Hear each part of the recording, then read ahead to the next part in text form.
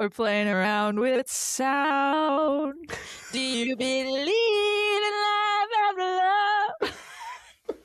I can feel something inside me say, I really think Manu likes pinball, Yeah. Whoa! That's a way to start. Are you awake yet? Yeah. Are you not entertained? All right. Are you not entertained? Are you ready to try this? Are you ready to try the intro cold? Let's do it.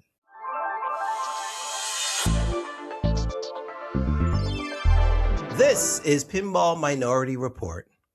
I'm Erica. And I'm Manu, and we're two pinball fanatics bringing you real talk, wild stories, and whatever else we muster up in the pinball world.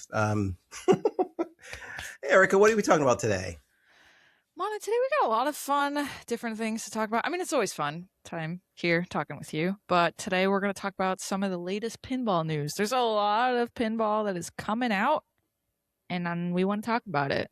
And so we have that. And then I might get around to talking about like owning your first pinball machine. I just feel like as I see new people enter this hobby, there's a lot that can be said. And then you kind of have some stuff about some more new pinball, but some of it relates to Multimorphic and some of it relates to an undisclosed dungeon crawler Carl. We don't know whose name it is, but we're going to talk about it. So, all right, yeah. Grab your quarters. Let's get started. Cue it up. Let's go. Latest pinball news. We're going to do a little talk about the latest pinball news. Don't get used to this, folks. This is not a feature of the show, but there's so much going on in the pinball world, including. Now you ready? I played it. Sonic by Jersey Jack Pinball has just been released.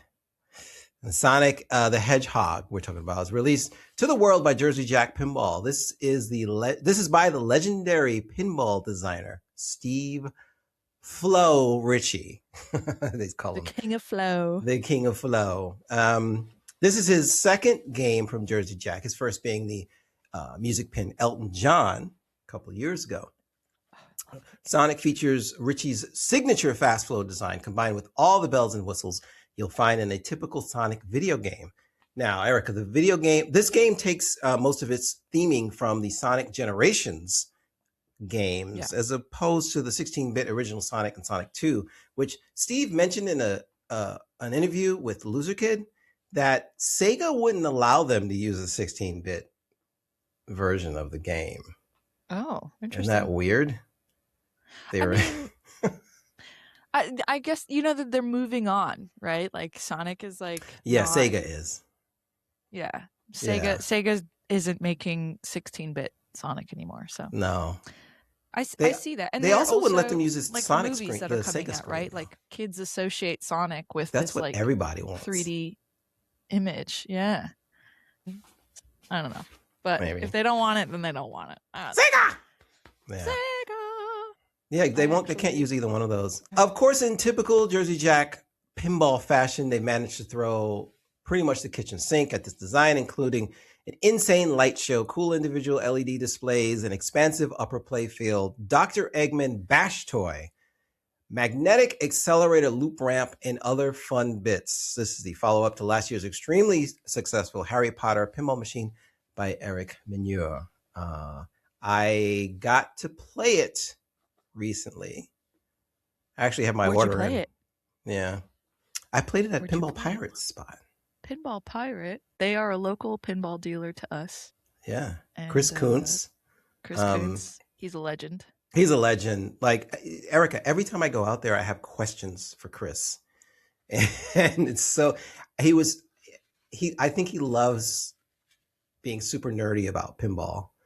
Oh, and yeah. So, I rolled up and I'm like, this was the question though. I was like, Chris, can you tell me in order of color and strength and he goes, oh, you're talking about the shooter spring rods on pinball machines? And I was like, you just finished my sentence.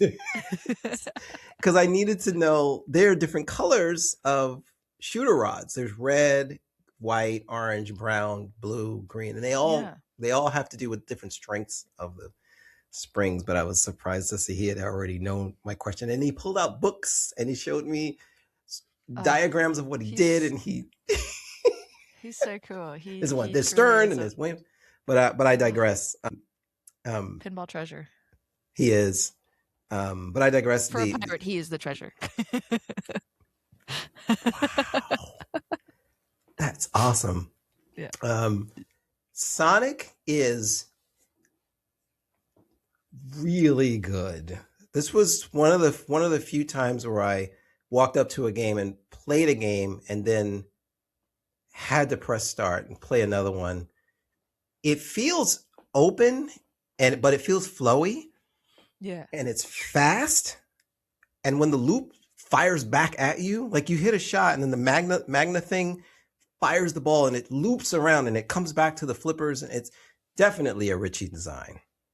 Definitely. Yeah, that speed loop with the magnet. You know, when I was like, oh, Sonic, and it's gonna be the King of Flow, it's gonna be a Ritchie game, my brain immediately went to Getaway 2.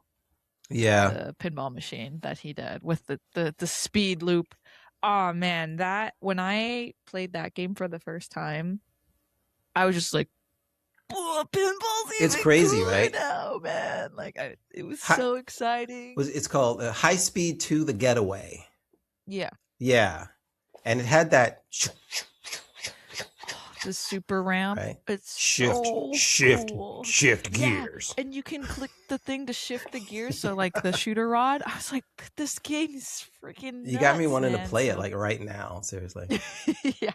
Shift what gears. I also thought was cool about this release, so I have a video that will come out before or after this one, hopefully before, where I talk about Sonic and like my experience with it. And what I think was cool is that they released this on Sonic's birthday. So like, Sonic was the it Hedgehog's 35th? birthday. It's the 35th year of Sonic, so I thought that was really cool. And apparently it's also Steve Ritchie's 35th game. So like 35. So I just feel like that's kind of a little bit of like magic pairing. And yeah, I just think that that's pretty.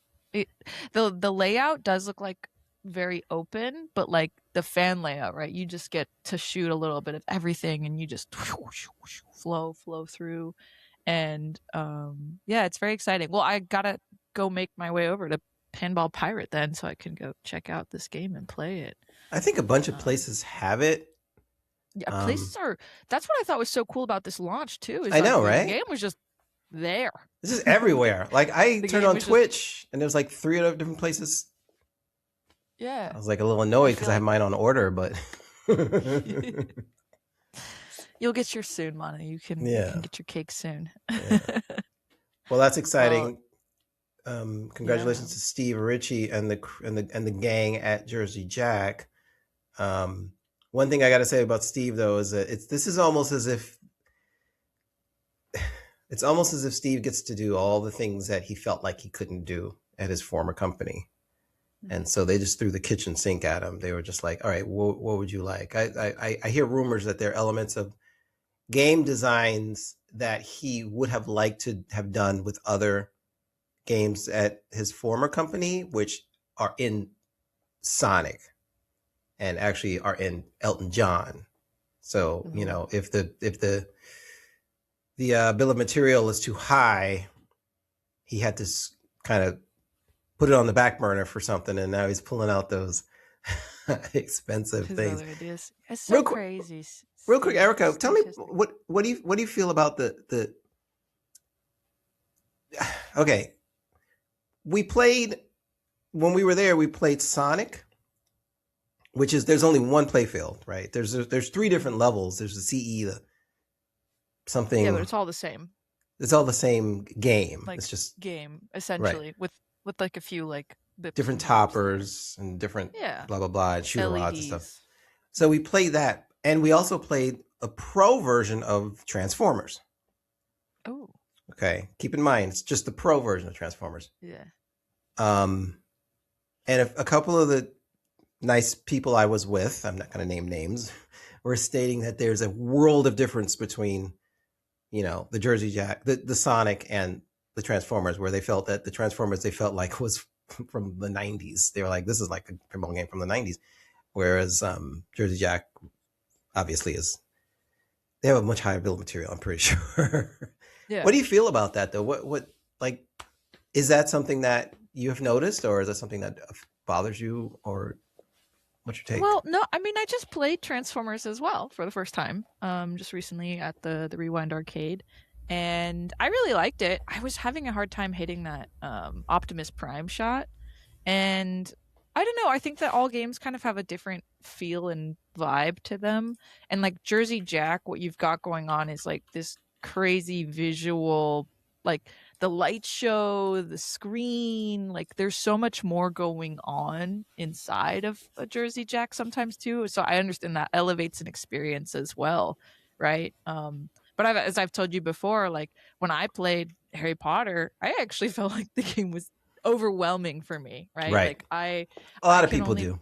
Yeah. play Harry Potter for like 2 rounds, and then I'm like, okay, I gotta step back because this game is like giving me like crazy.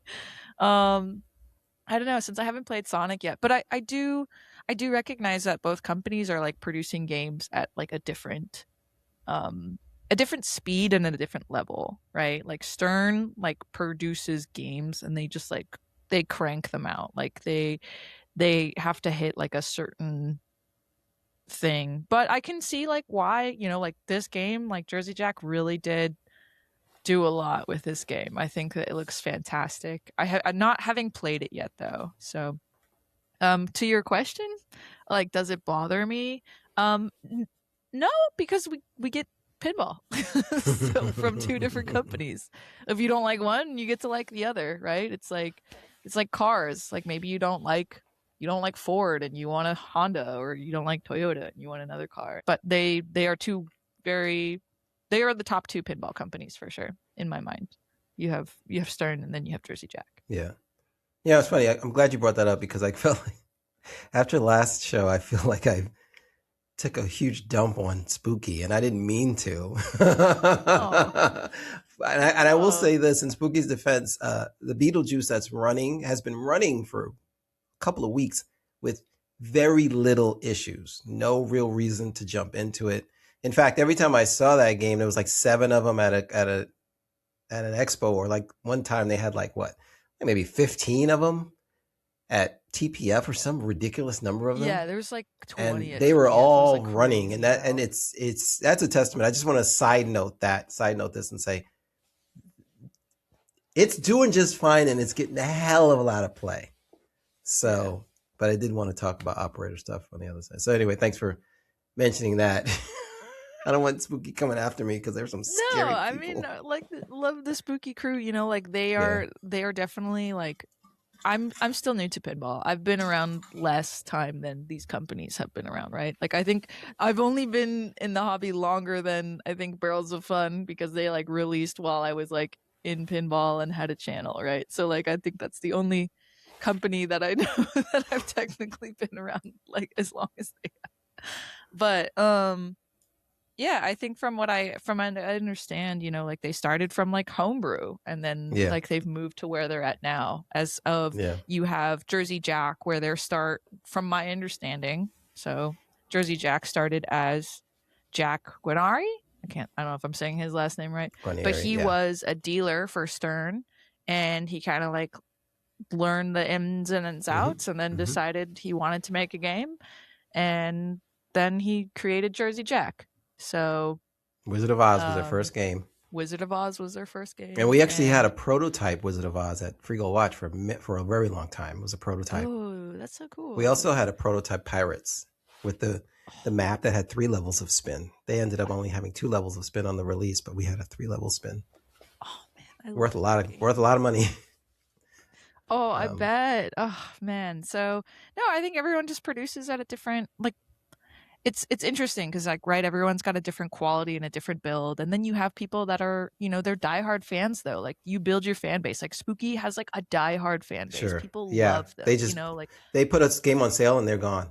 yeah, Done. and like I think that there's pinball for, and what's great is like there's pinball for everybody, and there's a lot of pinball right now. Like there's like some argue too much pinball, right? Because they're like the market is in a very weird space. It's like back in from I think, was it 2007 or 2009? Sometime around then, 2007 or 2009, Stern was the only. I'm going to turn this off. Go ahead. I get it.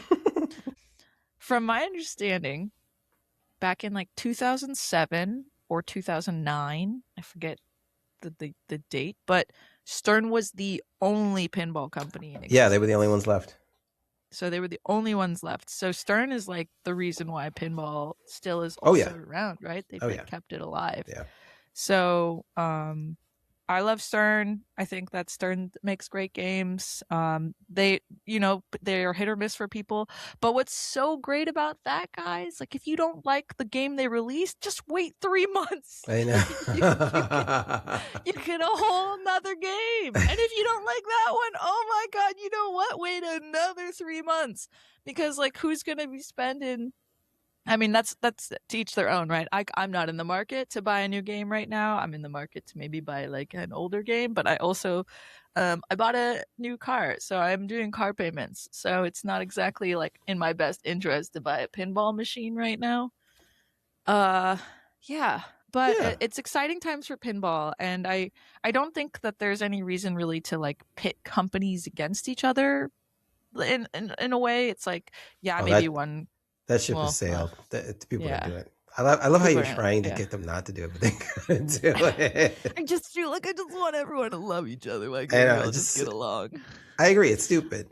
There is a lot of pinball though right now. And speaking of which, there's a little company called Pedretti who has a new a prototype game popped up on my YouTube feed for Tales of the Arabian Nights. Arabian Nights. You gotta do that. I should do that this way. Yeah, do it. Arabian Nights. It sounds so dumb and great. I have a voice changer. Sorry about that. Those are listening audio-wise. Hopefully your headphones were not plugged in too crazy. It's Tales of the Arabian Nights by Pedretti Pinball. A prototype. So they feature some prototype code on YouTube. Erica, I left a link on the show notes. Also, you can throw it in if you want a little bit of gameplay. Oh, cool. Pedretti's next game release is Tales of the Arabian Nights, the original Williams Electronics pinball machine that was released back in 1996. This is a John Papaduke design, which sold a little over 3,000. I think it was like 3,000. They produced 3,100 of these things. A lot of people remember Arabian Nights. I think it has the most beautiful bonus count up ever in any pinball machine ever, where it kind of flashes the little jewels on the play field as you're counting your bonus up. This new release entitled Tales of the Arabian Nights 30th Anniversary Edition features a reimagined art package by Brian Allen, enhanced RGB lighting, upgraded DMD animation, so it's got a big old like CGC screen, like the DMD looks like the Chicago gaming companies, Attack from Mars, Medieval Madness, Monster Bash remakes. It has, here's what's interesting. This is a checkbox feature, Erica. Scorbit integration is listed as a checkbox feature on. That's great. That's awesome. Congrats, Scorbit. Yeah, congrats, Scorbit. Fast pinball electronics. Everybody knows that fast is everybody knows that fast is like the de facto standard of not only homebrew but actual they're in Barrels games. Just pinball. They're in Barrels games now. And I think they are now in Pinball Brothers. They are integrating because they are in the Predator pinball machine as well. So congrats, man. Online software update support. It's limited to a run of 399 pins, and there's a video prototype that we will drop a link on, and maybe Erica will throw in the edit. Yeah, I'll put it in the edit. Totan, are you ready for Totan? That's it? Yeah, 399. That must be a significant number. I don't know why. Oh my God. I don't get it. I think that's a very man, that game is so good. I hope they added some code, or they say they have some updated code features. They had to. I think they had to rewrite the code. They probably had to do something, right? Because some of these games, like games before, right? They came out complete, right? Because they could only fit. They mostly came out complete. They mostly came out complete Yeah. because, like, Who got to get an upgrade? Cactus Canyon got That like was a upgrade. incomplete. Yeah. But that was Williams out the door. That was their last game, so they didn't Or really like get a boop. chance to finish it. But Yeah. yeah, Well, that's cool. It's cool that these games are getting like new life, and I do like Tales of the Arabian Nights. I do think that's like a great game to get that's an an easy upgrade. seller. That's an Yeah. easy one to sell. It's almost like Yeah. cheating. Yeah. 399 too. It's interesting too. I feel like this number now, like these I was just gonna say it. Since Winchester came out with only 525, I feel like there's this new pattern of like 500 or something. Or I don't know. Maybe it's just me, but like maybe that's the sweet spot. People are just like, I'm just gonna make 500 of these. Well, there was a time I remember when I first heard about that limited run, which it was with TNA, Total Nuclear Mm-hmm. Annihilation. I don't think it was a marketing thing though. I think Spooky was like, we could only handle 500 at the time. Yeah. Yeah. But now I agree with you. It's kind of like, is this number you're just coming up with a number now? Like, So it's just because like Predator was only like 400 too, right, or something like that, and then well, yeah, Spooky does do some limited. They do like 600 Scooby Doo's and 600 chainsaws, right, or something like something that. like And that. then they Evil did like Deads or whatever. then there was like Didn't they do like 800? 700, Yeah, 800, 700, something like 700 Evil Evil Deads, and Deads. then like a thought. So I think that they're like slowly progressing on like how many they release too. But I think like you're right, like that's like how much their team could like sort of handle to create. Maybe. Yeah. I also wonder if this comes down to like licensing stuff as well, right? Because then you run into like yeah, just like how much it costs to make. People are like, oh, I've seen people talk about before, like people like, oh, why don't you just like keep making the game till people stop wanting to buy the game? It doesn't work that way, right? Because like if you don't have the money to like continue paying for a license, so I understand why like the barrels for the Dune license was like, hey, you have until this day to order Yep. this Yep. game, and Yep. then that's it. And I get like why they had to do that, because it's like money, right? It's like the bottom line is it costs money to have licensed games. So yeah, this is cool. And Pedretti they own through Planetary, I'm pretty sure, the license, because Planetary holds the licenses for these Williams games. So they were able to do Funhouse. Pedretti did Funhouse as well. Did That's you play right. Funhouse remix. Funhouse from Pedretti? Whatever. Yep. That game is creepy. Yeah. It was all right. It It's not started like creepy and got creepier. Yeah, but I really like Brian Allen's artwork. That's somebody who I great. really think that they do like a fantastic job. It's I so like good. they did also like for Fishtails like some different art, and yeah, I think Brian Allen has like a great style. And like when you see it too, right? Like Brian's like one of those people where you look at his art, you're like, is that Brian? And then you read it, you're like, yeah, that's Brian. It's You so know? good.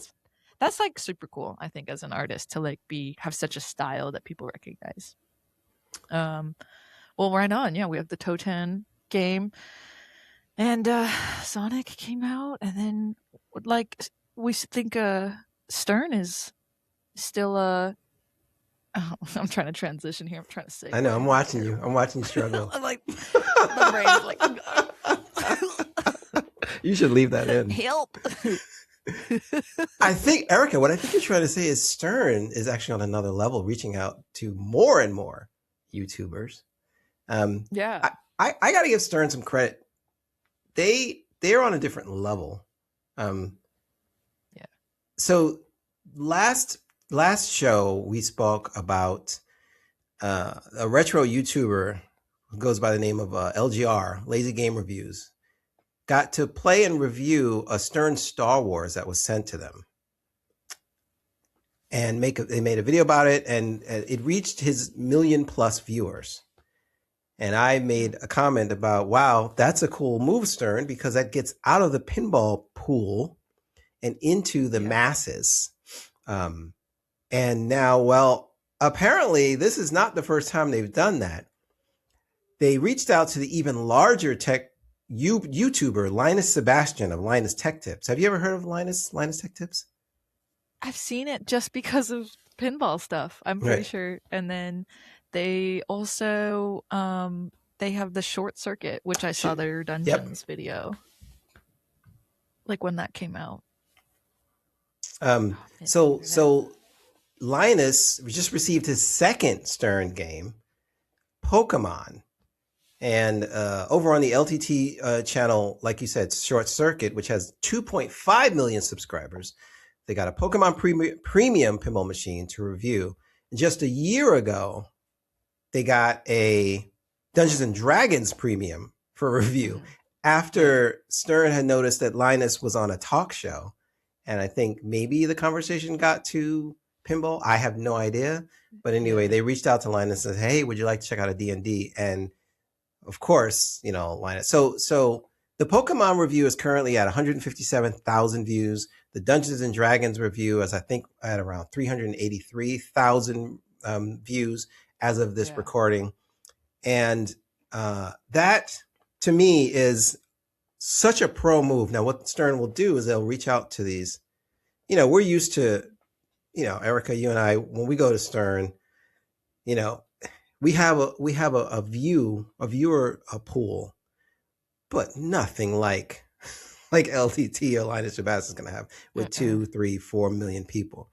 And so Stern will reach out to them, and I got to give kudos to the marketing department for upping the level and saying, hey, would you like us to send you a premium pinball machine for you to play around with for a month, and then you send it back? And of course, I'm pretty sure Stern is paying for shipping and stuff like that. Yeah. I don't know, but I'm No, pretty I sure. yeah, I mean, I've seen it now with several other creators. Like I see Stern is sending out games for I think like 3 months, I guess. Like creators get to hold on to it for, I think it just depends maybe on your It follower depends. count too, like how long Yeah. they let you keep it. But from my understanding, Stern is like sending out pinball machines to a few creators, letting them hold on to them for a few months, and then they give them back and whatnot. There's another creator I really like. Her name's Pixelated Erica, and she's on Instagram, and she got a Star Wars from Nice. them. There's also a comedian that I am loving following, Matt O'Brien, and he has a wife of the century, and she messaged Stern for him to be like, "Hey, can my husband get a pinball machine to like make videos about?" And I'm so glad that that happened. So um there's just all these different collabs happening with different audiences and people, and I think it's really great because it helps just also like show people pinball. For Stern, like the 1,000 foot view of this whole thing is Stern just trying to get eyeballs, right? And those Yeah, eyeballs can turn into either purchasers or people are like, wait, pinball's still a thing, right? exactly. That's also my favorite thing about these videos is that people are Right, like, oh, they still make this. And right. it's like, yeah, like last year, like 15 new pinball machines came out, right? Stern is getting it right. Stern is Yeah. absolutely getting it right. The value of the number of eyes they can get on their product way surpasses the cost of them sending a game to a reviewer and then getting the game back to them. Oh, totally. Yeah. It's invaluable to a company to survive. And you can almost say Stern needs to do that because, like you said, they're producing what 3 games a year, whereas everyone Yeah. else is struggling to get 1 game a year out. Mhm. But Stern's factory in Chicago is huge. Yeah. Anyway, good on Stern for continuing to really break out of the box of just the pinball pool. And I know they're laser focused on because they're a manufacturing company. They say that Yeah. very clearly. We are a manufacturing company. We make games, Yeah. but we need that line to be running all the time, Mhm. and we need purchasers. Just as a side note, Erica, Yep. though, I wrote this in the show notes. All manufacturers, pinball manufacturers, should watch both videos regardless. There's some insight on how to onboard a brand new pinball owner, including clear signage about wiping down oily balls, how to remove glass, lift playfields. So it. I'll throw both videos in the show notes so you can put it in the description. It's scary to Yeah. watch Linus figure out how to set up his pinball machine. It scared me how they weren't really raising the playfield and kind of holding it and didn't know whether they had to wipe the balls down before putting them in. And I really hope they wipe the balls down. Oh. So it was like, for me, it was like half nerves. I was like, no, don't. Like, Oh yeah. When you watch someone new into pinball, but that just goes to show, yeah, like the more education, it's good that we see these people can have like those trial and errors. There are videos you can look up to see how to set up a pinball machine that are out there that are really great. Well, Oh speaking of man, yeah. this, let's get to your topic, because this dovetails perfectly into that. You want to talk about owning your first pinball machine, which I think is terrific to talk about. Yeah, owning your first pinball machine, like it comes down to like I think just a few things. Well, it comes down to space. Like, do you have space for a pinball machine? Space for this and space in the garage. I thankfully have space for a few. So while I'm look at Erica, I like go back and forth. So this is like in my parents. This is crazy. This is in my parents' basement. I'm like, I go and visit my parents. I have a place, and then I come here and I play pinball, hang out with my parents. It's fun. Yeah, space. How much space do you have? So if you want to own a pinball machine, you got to think about where you're going to put it. Right? Is it going in your garage? Is it going in your kitchen? Is it going in your bedroom? Is it going next to your desk like Manu as his? Another thing you think about is budget, right? Like how much money you have to spend on a game. When it comes to owning your first machine, like, are you going to buy a new in box? Like knowing like straight out of the box, it's going to work for like 99% sure it's going to work. Everything just fine, right? Because pinball hates being moved. Sometimes like a connector will like come loose or something and you'll turn a game on and then you're like, well, what happened? It happens. Pinball, you have to be, I think, ready. If you want to own a pinball machine, you have to be ready to like get in it just a little bit, right? Just like no tech wants to come to your house to get out stuck balls all the time, you know? Like, don't call me for a stuck ball. I think that's like the one thing you're gonna have to do as a pinball owner is be okay with taking the glass off your game. Otherwise, when it comes to fixing everything else, like, sure, hire somebody, bring somebody in, you know, I think like another thing I think about is like learning who your local dealer is, or like exactly. Great point. Finding out like who near you could help you. Like you've never owned a machine before. Find somebody in some capacity that can help you to own a game, right? Like I think that's something I really wish I sort of had buying my Lord of the Rings, because I had no idea. I went in totally blind, and like you can totally do that. And I would do it again. I freaking love my game. Okay, I would do it. I would Tomorrow's Edge that shit or whatever that Tom Cruise movie, and I would just like freaking relive that moment of like buying my Lord of the Rings over and over again, even though the system is like you didn't complete it. I'm like, I don't care. That's so good. But anyways, I would highly recommend, if you are listening to this and you have not yet bought a pinball machine and you are interested in buying a pinball machine, definitely find your local dealer. You don't know who your local dealer is, type in some stuff on the internet, or you know what, heck, ask me or Manu, man. I would gladly take any sort of messages being like, hey, I live in Arizona and I don't know where I go to like buy a machine. I will use my network. I will help you find somebody. And if you want to, like, maybe I'll find a way to make a resource. Heck, I have like a link in my bio. I have like a Beacons link and I can put it somewhere. I have a link where I'm putting like all sorts of resources and things of like where to buy pinball stuff, homebrew things, pinball games, stuff for this podcast. I even have like a link for like if you have like a cause you're trying to raise money for, and I have that one called For the Love of Pinball, because I want this hobby to thrive. I want people to feel community, connection, and value. So yeah, if you're having trouble finding somebody, like, even feel free to like message me and I'll help you find your pinball dealer or an operator or a tech nearby. Those are things. And an easy way I think to do that too, though, would be to find your local arcade. Go on Pinball Map, find somewhere that has like a bunch of machines, like at least 5, and then find how to talk to that person, whether it's through the pinball map app that tells you like who that operator is, or like going to that location, talking to someone on site and be like, how do I talk to the person that like fixes these games, right? Yeah, I've And had then now you have a connection. I've had at least 5 people in the time that I spend very little time at Frigo Watch, but even when I'm there, I've had like up to 5 people come up to me and say, "Do you know anybody who could?" Because they see me, I'm fixing the games, right? And they go, "Do Yeah. you do house calls?" And I usually go, "No, I don't. I just do this in the morning." But I do know someone. We've got guys here who, small change will do it.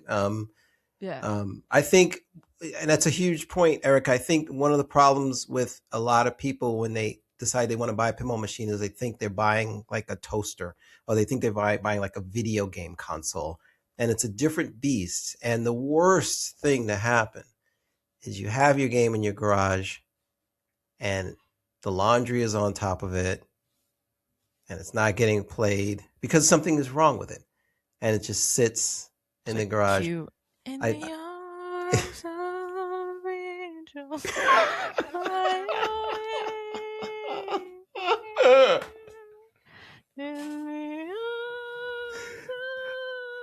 I gotta let you do it because it's so funny, but it's Just so like true. It's cry. like the worst. And I've seen, Doug. Don't let Doug at Cool Toy come to your house and take a machine that you haven't had working for 5 years. Take it, buy it off you, take it home, fix one coil, and have a brand new machine. Don't let Doug get away with that, you guys. I've seen Cool Toy do that.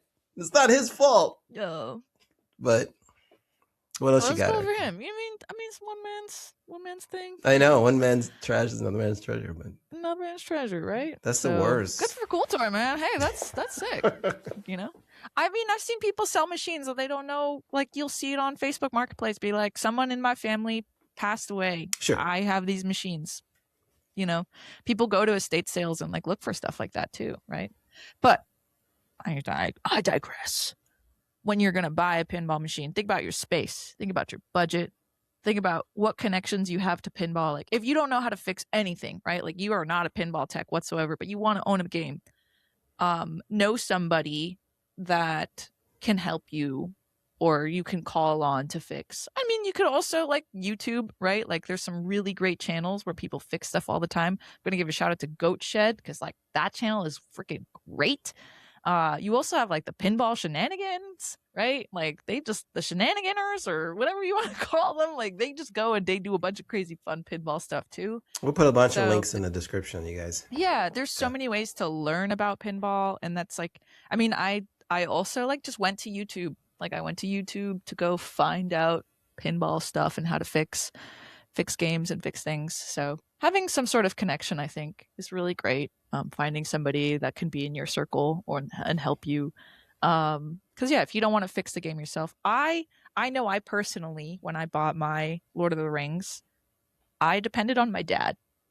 I would not have bought or gotten into pinball if I didn't have my dad. I will say that, because he is a engineer, and a mechanical engineer at that. And so I was like, my dad's MacGyver. If it breaks, he'll fix it. Like, that was my thought when I bought Lord of the Rings. And that was one of the ways I could convince my parents for me to buy Lord of the Rings, because I told them how much it was going to cost. And my dad was like, you what? You want to spend what? And my mom's like, you're crazy. And I'm like, but it's like COVID, and I can't really go outside. You're not letting me go outside. That's the spin. Yeah. And then I was like, Dad, we could play together. And he was like, I've always wanted a pinball machine. Okay. They're like, well, it's your money, right? I'm like, it's my money. It's my money. Woo, $8,000 later. That is, Lord of the Rings is still my most expensive machine, by the way. It's a classic game. It's a bolted to the floor type of game. Yeah. It's so good. I love it. Sorry, I keep getting sidetracked. Space, budget, knowing somebody, and I think that finding something you like to play. Whether it's based. I kind of bought Lord of the Rings off of theme, but like when it comes to your budget, that also kind of comes into like what kind of game you're going to buy, right? Find a game that you like to play, and then you can buy it and you can choose to sell it. Keep it forever. Keep it for 2 months. Right. Don't feel bad about that either. Don't feel bad about it. I don't think feeling bad about. I mean, there's some people I know that feel bad about selling a game because they like sold a Medieval Madness for like $1,000. I know. Like 10 years ago. Yeah. But you can't think about that. You got to think about Forward. You live now. Live in the now. Don't think because like you could. Yeah, I don't know. It could get dark. You could die tomorrow. Oh yeah, sorry. Let's get dark because every show gets dark at some point. And it's usually Erica that does it. It could all be gone. Anyways, really good advice. Really good advice. Yeah, and if you guys have any questions, throw them in the comments because we're happy to bring up a new topic if you want. Or if you have any questions, like Erica said, she's going to throw a bunch of resources in the descriptions and stuff like that. If you have any other suggestions of like channels you like to watch or people that give advice, here's probably what's going to happen with this final thing we're going to talk about. The news could probably drop before the podcast drops. So we're going to treat this kind of as a prediction as opposed to like hot news for you. But we just have some topics about some games that possibly are coming out. Now, number one, we talked about Dungeon Crawler Carl. Erica, just for people who have never heard those 3 words in a row, explain what that is real quick. Dungeon Crawler Carl is a novel that's come out, fantasy. It's like 2020, fiction. I think.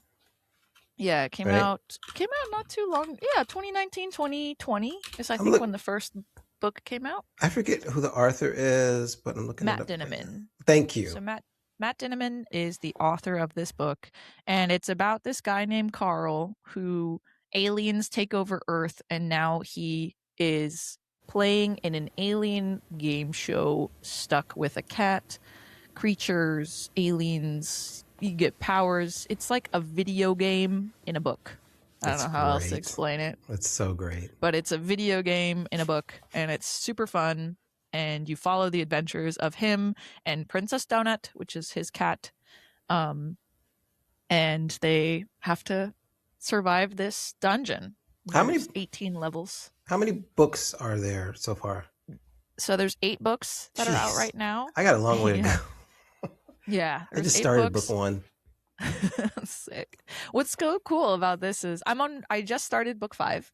I started reading Dungeon Crawler Carl before any sort of pinball news came out with they're making a pinball machine. Right. Shout out to Rebecca from Fliptronic because she was there for that announcement from the author that when he said, and we're making a pinball machine. Wow. And she like let the pinball world know. And she's like, oh my God. Knowing Rebecca, right? She was probably like, the masses, they must know. Shout out Fliptronic. And shout out to Rebecca from Fliptronic. And she let us know, the pinball community, that a pinball machine is coming for Dungeon Crawler Carl. And for me, that was so wild because I was like, I had just started reading the book. Like I didn't know. It was recommended to me. I had just read Project Hail Mary. That was like the first book I picked up in a long time. But I've been starting to watch like some more book talk, I guess, and like following like what books are cool. So I want to start the Red Rising series as well. Anyways, Dungeon Crawler Carl. So what's the rumor though about this? The rumor is people are wondering what company is coming out with Dungeon Crawler Carl. And there's rumors that it's Barrels of Fun, and there's rumors that it's Multimorphic. And there have been sightings of Carl D'Angelo, who's the creator. Right. Right? It's Carl D'Angelo, top IFPA player, streamer, i.e. pinball, runs Indisc, and has also dabbled a little in game design at Barrels of Fun with Winchester Mystery House. Yeah, Winchester is his first game, and it's great. Fantastic game. So he's a big fan of DCC. And apparently, yeah, he's a big fan because he's been seen at I think I saw Kineticists post a picture of him at like a party dressed as Carl from Dungeon Crawler Carl like a few years ago. So that's some hints there that might But be a Barrels of Fun's game. Like it kind of. I'm Then one. they've just released some things on Instagram. Matt Dinneman. That's yeah. I'm Yeah, wondering why they would he. think it's a multimorphic game though. Um, Not sure. So yeah, my suspicion would be that it's Barrels of Fun I do that is too. I'm like releasing this game. 99% there. We may be Like I wrong, but think screw you guys. um if they think that it's Barrels of Fun. I mean, with Carl dressing up and people knowing that he likes that IP, I could see him pitching something like that to David Van Ness and be like, hey man, this would be super cool. And to grab a license like that before it gets on TV, because Dungeon Crawler Carl just got greenlit for a TV series live action on Peacock. How I feel about that? Seth MacFarlane, right? Yeah. I really wish it was animated. Honestly, like there's so much visually happening in this book that I think that this would do so good as an animation thing, and that like doing a live action. I know there's a lot you can do now with VFX and AI and all these things, but I don't know. Yeah. We'll find out. And yeah, I mean, if you want to read this book, I also highly recommend listening to it. So the reason I think this book is also super popular is because the voice actor Jeff Hayes, Yeah, he voices literally every single character he knocks it out of the in the park. audiobook, and He's he is fantastic. he's set for life. He's set for life for voice work. For period. Yeah, After this. yeah, and it's just so good. And knowing that he 100% is doing all the call outs in this pinball machine. 100% is the voice actor for this game. And if he is not, we've got a problem. Yeah. Then I will personally. I did see that Matt Dinneman, so he posted about this pinball machine releasing from redacted pinball company, because like not releasing yet which company, but he also had mentioned like, hey, I understand you pinball people are very excited, leave my family and friends alone, they know nothing about this. Oh wow, really? So, they're asking the everybody. pinball community, I think Wow. I think people underestimate how much people in pinball like want to know things, right? Yeah, So really. Pinball is crazy. Funny. Yeah. We got a lot of, I mean, there's so many people that want themes though, right? Like Yeah. that's what comes with pinball now too, is with pinball having licensing. It's like, oh, I love this thing. I would love if this thing got a pinball machine, right? And yeah, I mean, I have my dream theme list. The thing was, I was like, Dungeon Crawler Call right now is a book series, hugely popular, sort of like in the vein of like Hitchhiker's Guide to the Galaxy. People are saying, I just can't see Multimorphic risking it. I can see Barrels now kind of risking it more for the reasons that you mentioned. It's a fresh license. It's got some life to it right now. Like currently right now, it's got a lot of life to it. Yeah. And Barrels is very much about that, right? Dune movies, right? I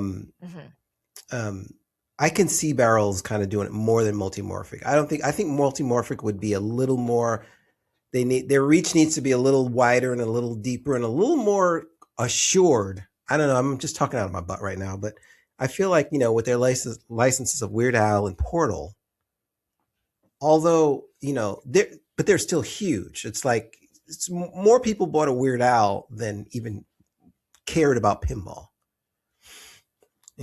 So that's why I'm like, it might be Barrel. I went from gotta to should to Part of me feels like, because like, if the series like has just been sort of catching on, like people are like, I'm just learning about it hype.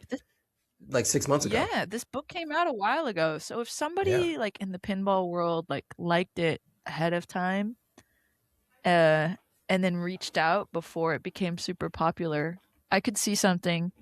If Multimorphic does have this though, I'd also still be just as excited as the Barrels having it. Sure. Yeah. Because not all the books are out yet. There's still like 2 books left. And Multimorphic has the ability to like change the art and all the different things in the animation and like Yeah, have those exactly. updates that Their come system is with the book ridiculous. Yeah. depending on how it's going. I do know there's also like a Dungeons and Dragons RPG released for Dungeon Crawler Carl as well, where you can like create characters and be in the dungeon and do all sorts Of of missions and course. stuff. There was like a Kickstarter for that. So it'll be interesting to see like how this pinball company follows that. There was some people I saw in some comments around on Facebook and stuff. They're like, "Oh, I hope Stern's doing it." And I'm very sorry. Stern just released Dungeons and Dragons.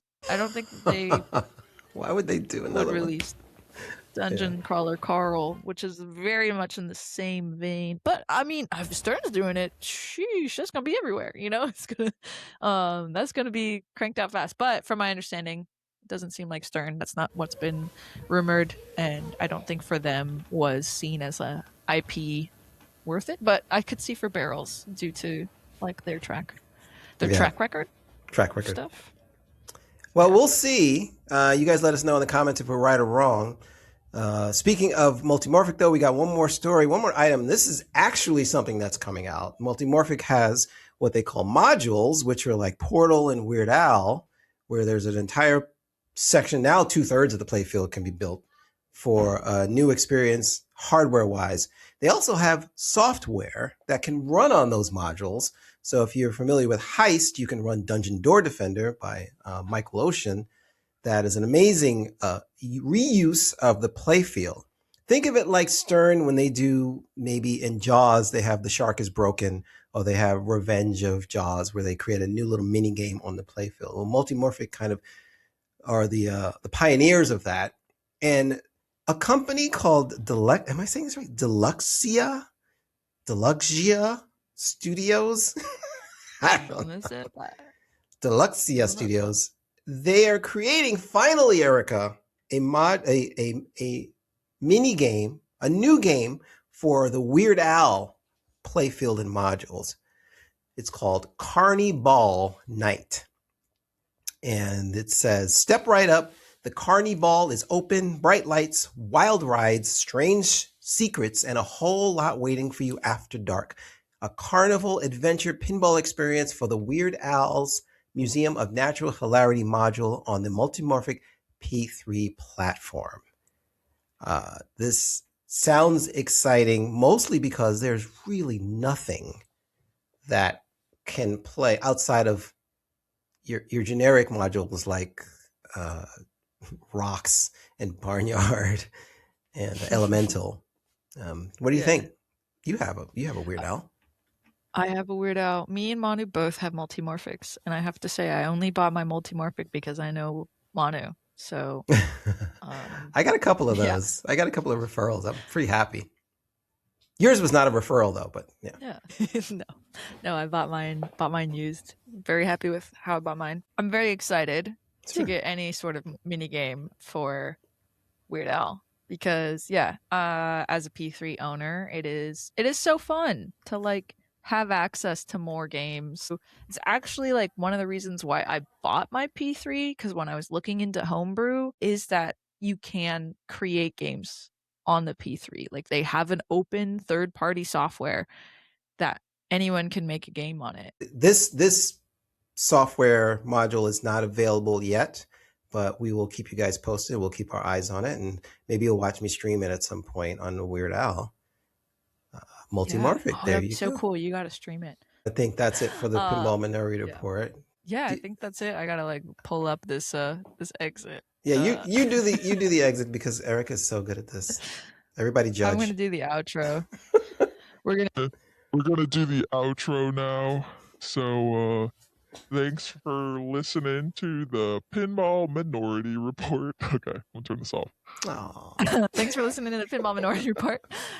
Feel free to check out our socials. I'm Erica from Erica's Pinball Journey. That's Erica with a K. And we have Manu from Mystery Pinball Theater 3000. You can find us on Instagram, Facebook, YouTube. I just want to let y'all listeners know, if you are listening to this only, I do on YouTube include visuals. So I'm trying to like, if I were talking about something and if you want to like maybe you're listening, try to remember what part you listened to, and then maybe check to see if on the YouTube video there's some visuals that go with it. I do try to give more of that within these videos. Check us out on the riverside.com and you can see all the things from there too. All right. Well, thanks guys. See you next time.